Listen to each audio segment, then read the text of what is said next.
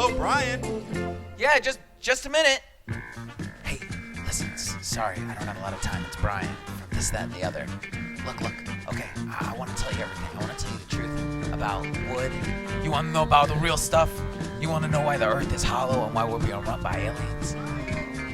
You want to know about the stuff they're putting in your Gatorade and why you should be eating your dogs and why renewable resources are a lie and we're living inside of a hologram. And I'll tell you all this, but you have to listen to this, that, and the other. You have to subscribe on iTunes, Spotify, Stitcher. Don't tell Sam though. Don't tell him. What are you doing? Are you making an ad without me? No, listen, I gotta go. Subscribe to this, that, and the other. You bastard. 9/11 was a lie. What happened to buildings? What's hood, locals? It's your boy, Fiebre coming to you live. Once again, we shout you out for listening to another Goodnight Food Productions over here on the Binge on this network, home to the classics such as Olden Times TVs, The Reading Ronin, Happy News with Perry Kurtz, What's Hood with the Compa FC, Fiebre blowing up the microphone, and the flagship to our network, This, That, and the Other with the legendary Bryan and legendary Sam. We thank you for liking, subscribing, leaving us a review, tuning in, tuning out.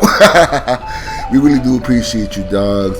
Thank you once again for listening to us over here on the Binge on this network, where you can catch us wherever you listen to any and all your podcasts, whether it be Spotify to Stitcher to Apple Podcasts, dog. We really do appreciate you and thank you.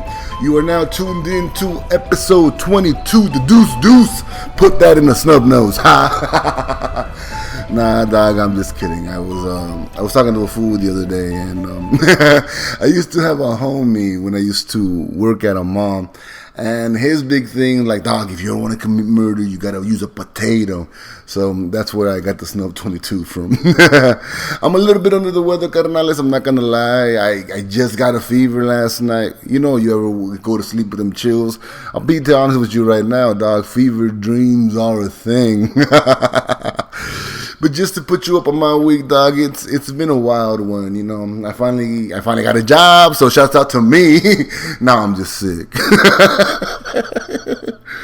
Oh, man. And like a homie's been trying to tell the world before, robbery is free. You feel me?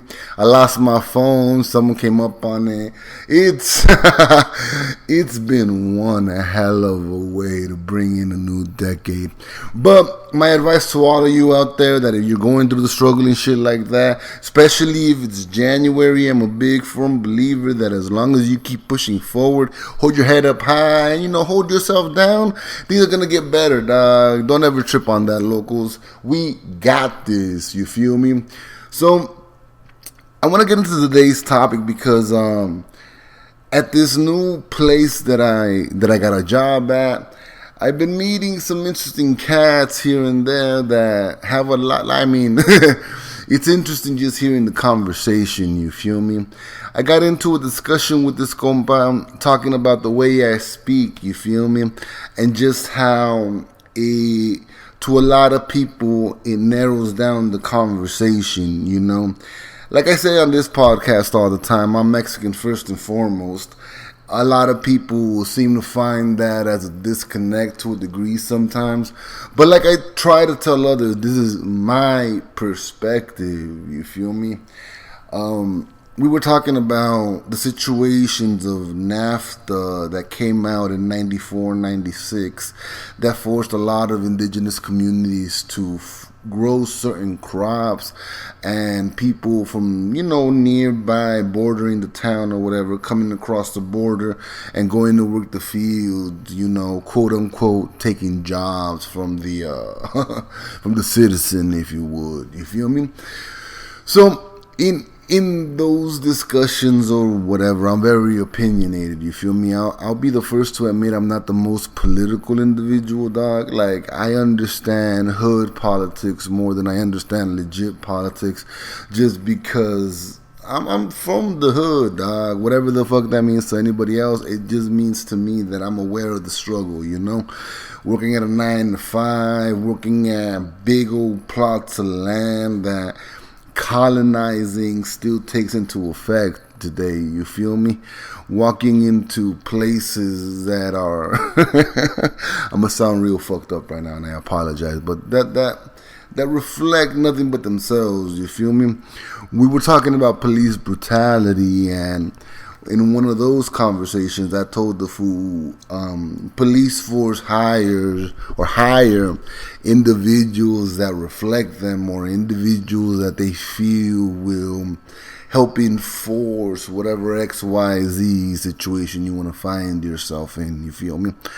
And we were just having this discussion, and the homie was just very adamant that I can't promote my culture as much. I shouldn't try to elevate it as much. And I told the fool straight out, dog, I'm coming from without. I'm coming from having not, whether it's self-love, self-care, the means to better yourself. People forget that in the Americas, south of the U.S., education is still very much a privilege thing. You feel me?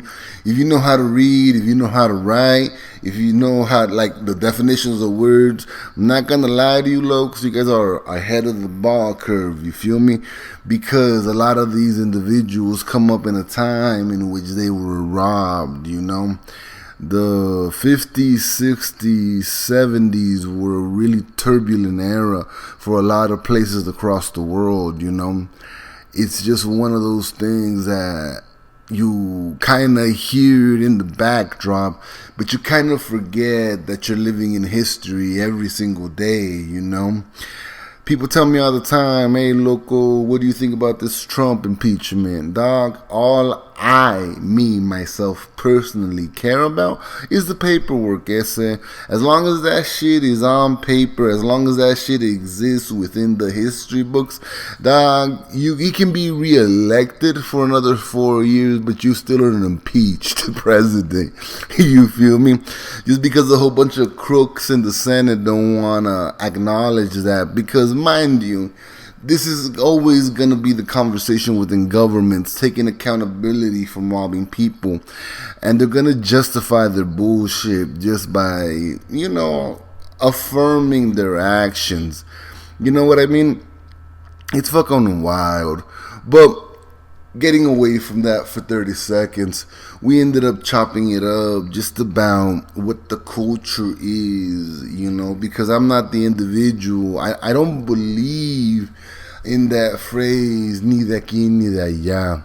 Out here, Chicanos, Paisas, whatever, it's interesting to me because we stem from the same tree branch, we stem from the same roots, it's just that thing that enforces us and lets us grow for the most part, And we dead ass had this conversation for like 5 hours, and it's one of those things to me that's fucking great because I'm here for the dialogue. You feel me?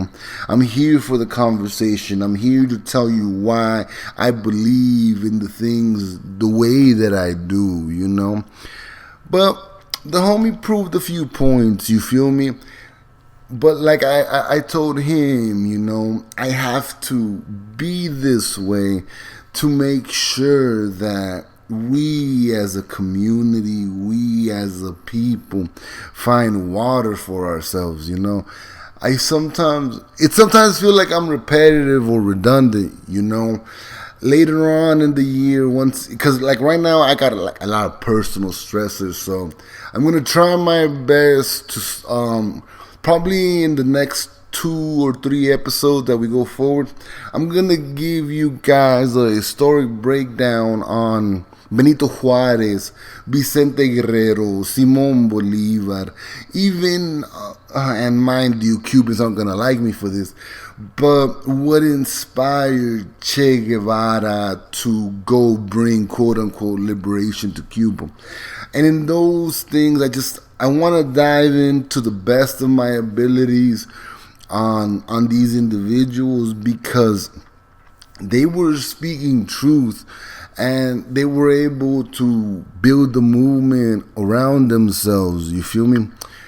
And to be where we're at 2020, like right now on Netflix, they're really pushing their what's the word I'm looking for?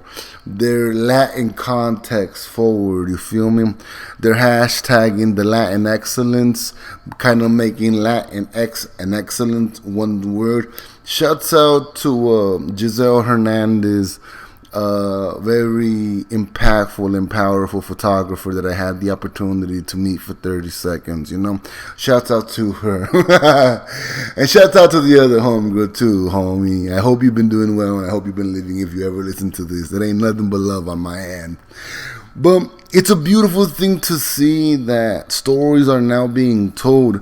But what I find interesting or funny is how they try to paint themselves the heroes, when in reality it's just a minor few, you feel me? I remember one time me and the homie Isaac were rolling, and I saw this poster. I forget the show's name. I think it was Vida. And these fools literally they made the poster, and then on top of that poster they fabricated fake graffiti. Like, that shit's fucking gross.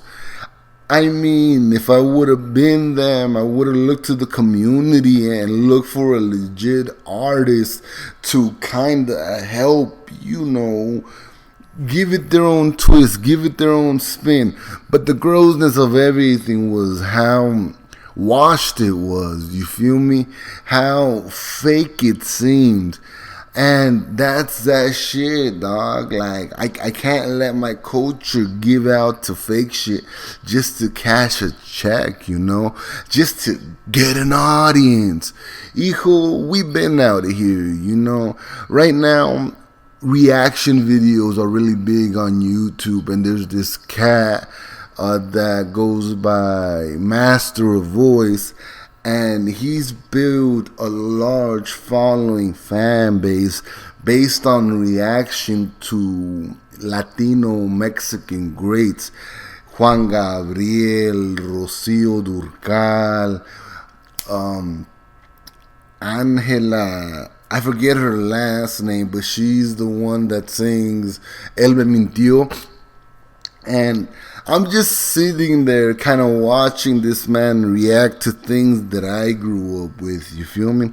I was talking to one of my siblings the other day, and I was telling her how I remember growing up, and every Saturday night we sat there watching live performances on Canal 22 over there in Los Angeles, KWYZH. Oh man, that's my childhood, dog. Cantinflas movies every Friday night. Chespirito y El Chavo del Ocho, Saturday and Sunday. That was my shit, dog. Shouts out to Chespirito. Rest in power, compa. He was hilarious, you know.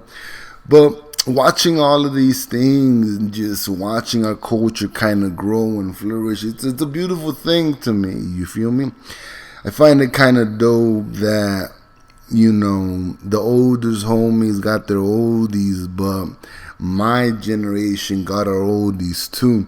Just because a lot of people don't want to view it that way don't mean it's not true. You feel me? You got Bronco, Los Bukis, Los Temerarios, Grupos Brindis, Los Tigres del Norte, Banda Recodo, Antonio Aguilar, like, and these are Mexican oldies, dog, that are within our parents' time. You know, I was born in the 80s, so those are oldies to me. You know, for a lot of the people, you have all the 1950s, 1940s, Pachuco status, early rock and roll, you feel me? And that shit was mad though. But to me, I got to see my culture kind of get modernized, you know? And not only that, but I recommend you guys go back and watch these legacy acts of Latino Spanish performances and just their ability to belt out those voices, you know. But going back to the compa that you know kind of inspired this conversation, this topic, you know, we went back and forth, and it was just interesting to see his mind connect the dots into why I speak the way that I speak, you know. There's power in words. I truly, firmly believe that. I believe that if you're going to be the modern day equivalent of royalty, you have to stand for something, dog, instead of falling for anything else, you know. I look at my culture, it's like, oh, está morena, and nah, brown is beautiful. I don't give a fuck what anyone else told you. Brown is gold, they said. Don't ever forget that. You feel me? But it was beautiful to see for him to understand, even if it was just a little bit, where a compa is coming from. You feel me? Because I'm not gonna lie. I tell people all the time, if it's for you, it's for you. You feel me? I'll drop whatever kernel of knowledge that I got, and if you want to know more, doc, I'm right here to have the conversation. You know, and that's the thing about it. A lot of people want to say their piece and just try to be patriotic in a sense. I remember when I had moved out here to Arizona, I was working out on a job site, and this older man, he was in his like late 50s, early 60s, about to hit retirement, and he wanted to tell me about Mexicans in Arizona. And he was just trying to educate me on his on his one-sided facts, because you know Victor's right history. So he was trying to tell me that shit, and I looked at this man, and I mean, I'm not gonna lie, I laughed at the compa, and I'm like, man, if you truly think that's what that is, how wrong you are, you know. And he looked at me and he didn't understand, which is cool, dog. If you don't get it, once again, it's not for you. You feel me? But I've had several people out there sit down and tell me that what I think is incorrect, that how I view the world is limited. And mind you, I'm just giving y'all surface thoughts sometimes. You know, rolling one up here with a compa, we can get deep into it, you know. But reality is that sometimes if you want to know more, you gotta question. If you want to find the source, you gotta look for it. This shit ain't just gonna come to you, you feel me? I read a lot. I read news articles. I understand words, dog. Racism to me is not oppression. Now, there's racist oppression, of course, yes, but they're not synonymous, you feel me? I don't believe in the lie that I can't be racist because I'm colored.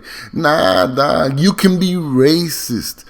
The question is like, are you willing to admit it, to work to make things better? Now, that's not to say that people benefit from it, you feel me? That's not to say any of that. But you can be racist. You feel me? Understand the way that I talk is just because I get the dialogue. You feel me? But we'll chop this up a little bit later, dog. I just wanted to come in, let you guys know that a compa's still alive. I mean, I got the shivers right now. You feel me? I'm about to take some NyQuil and call it a night. Just once again, thank you for listening. I'm going to work on building those profiles and we're going to break it down. That's it. I hope y'all have a great one. Late.